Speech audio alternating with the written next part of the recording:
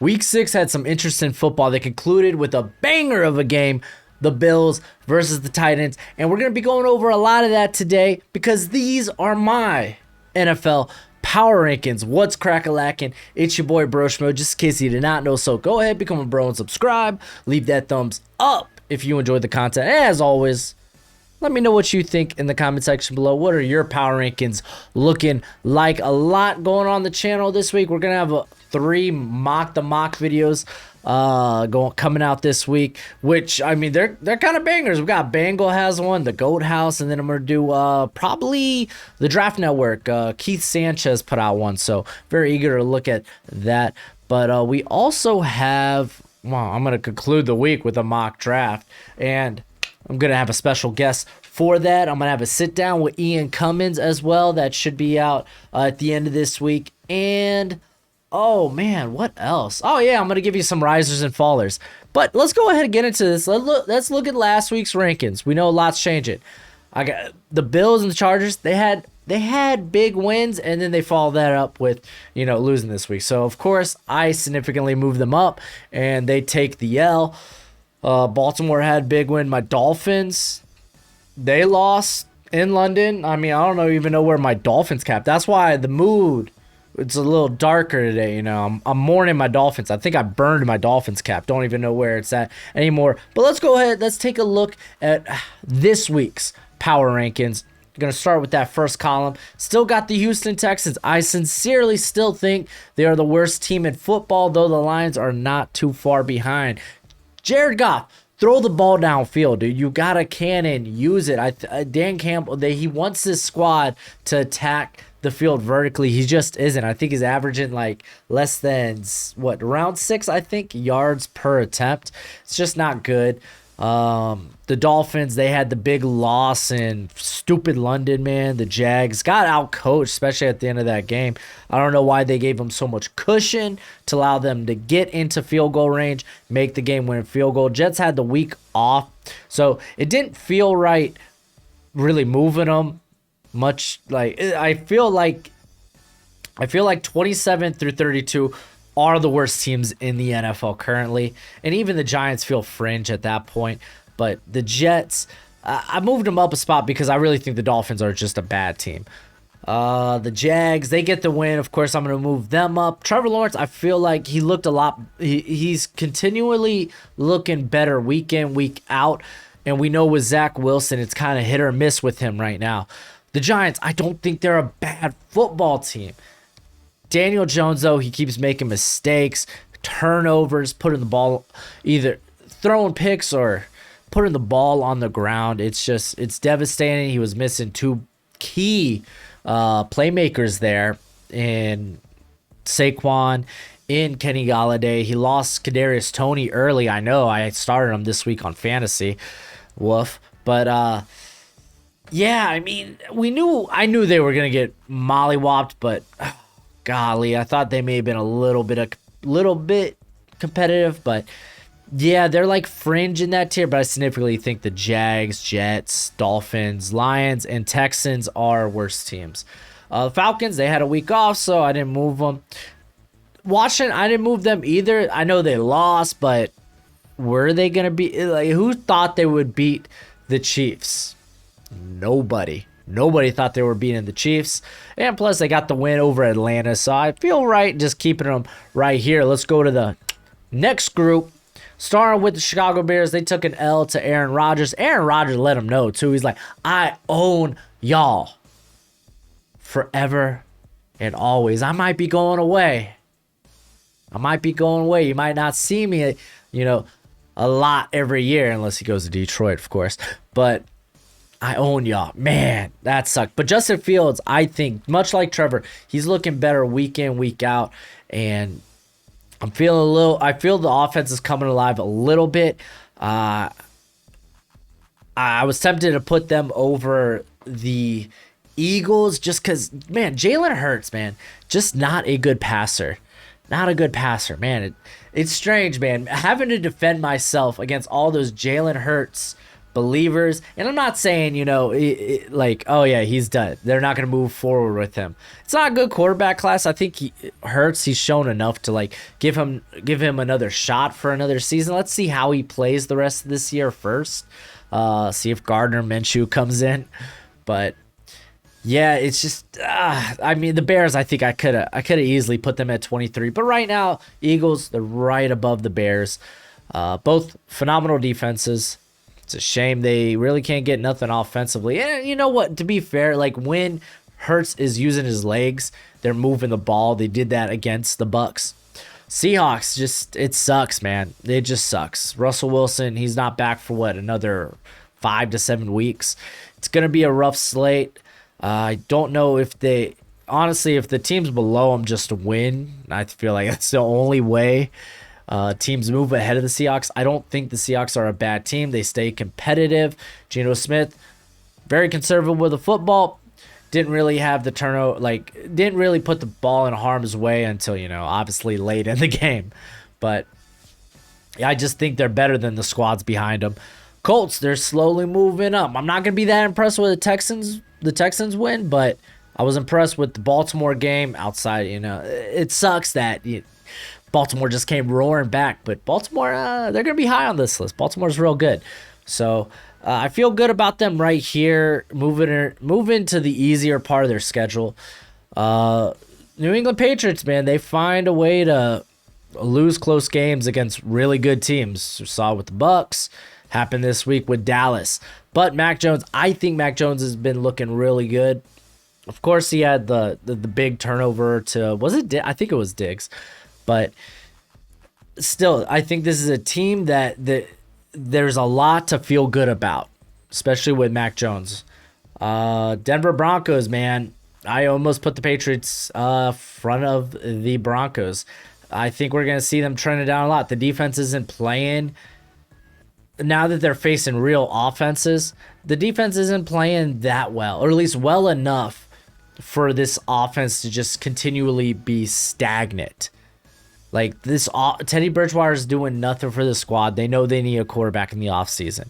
Steelers, they get the win. I don't really know how good they are, though. It's not like Big Ben looked great in this game. But, and to be fair, they were facing the Seahawks, which their defense, not good. So, yeah, Steelers, they move up, but let's be serious about the Steelers. I think they'll be lucky to be in playoff contention. San Fran, they move up despite not playing this week just because the Broncos just had such a dismal showing against, that Raiders team that had a lot going on earlier in the week. On to the next slate of teams here. Minnesota Vikings, they keep winning. Remember, they had a lot of close losses. Those losses, a lot of them were real close. Now they're starting to win games. That's a good Carolina team. So, yeah, they're moving up. Raiders, I move them up one spot. I want to see how. I still got a lot of questions when it comes to can they face the upper echelon of the NFL. Which it's like, yeah, they showed that at the first 3 games this season. Great. Can they continue that?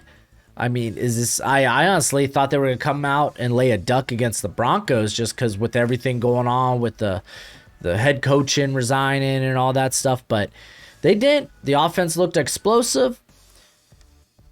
Let's see if they could carry that momentum. Are they more than just a 500 team? The defense is looking better. So, yeah, I'm very encouraged. This was a very encouraging week for the Raiders. Saints, again, had an off week. They moved up because the Broncos just fell so far.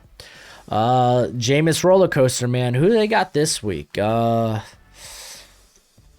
think it's not the Giants. Saints schedule. Oh, I was just looking at this too. Who's next on the schedule? Is it the Seahawks? Monday night? Ugh. Well, maybe they get that one there too. But we know Jameis, he's a roller coaster. Nothing's really changed with that. The defense, it's a good defense. So, Panthers, tough loss to the Vikings, very close. They need to start trending in the right direction. They won't have CMC. He's back on IR for a few weeks. Sam Darnold, he was a different guy after half of that Minnesota game, but just wasn't enough. man, this Carolina team, they're not one of they're in the middle of this pack here, right? Like I would say, I think they're a real. I would say everyone right now, from like the Colts, once the Seahawks get Russell back, anywhere from this point where the Carolina is to 21, let's say 22, it's like an up for grabs team. These are middling teams that I think will vie for the playoffs, but maybe not make any real runs in the playoffs. So I feel like that's about the appropriate tier. But Browns, tough loss. Again, they weren't coming to that game fully healthy. But Baker, he didn't look good. He made some boneheaded throws. And they got mollywopped, man. It was a rough outing. Kareem Hunt went down. I think he's only out for a few weeks, though. Nick Chubb was hurt. Not able to play this game, but him coming back healthy is going to be like key ingredient, because it's no secret this team, their offense is running the football. So yeah, the tough loss there. Bengals, dude, they just keep reeling off wins, dude. I can't believe that I think the Lions were the favorites in that game. I think they were -3, wild. Potentially, maybe they were +3. That sounds realistic, especially considering what happened in the game. But I love Joe Burrow, man. He's playing great football. That offense is looking really good outside of the interior of that offensive line, and the defense is playing well enough. I like this squad. Tennessee, man, I'm telling y'all, Tennessee, it doesn't matter if you're good or if you're bad, they will contend with you.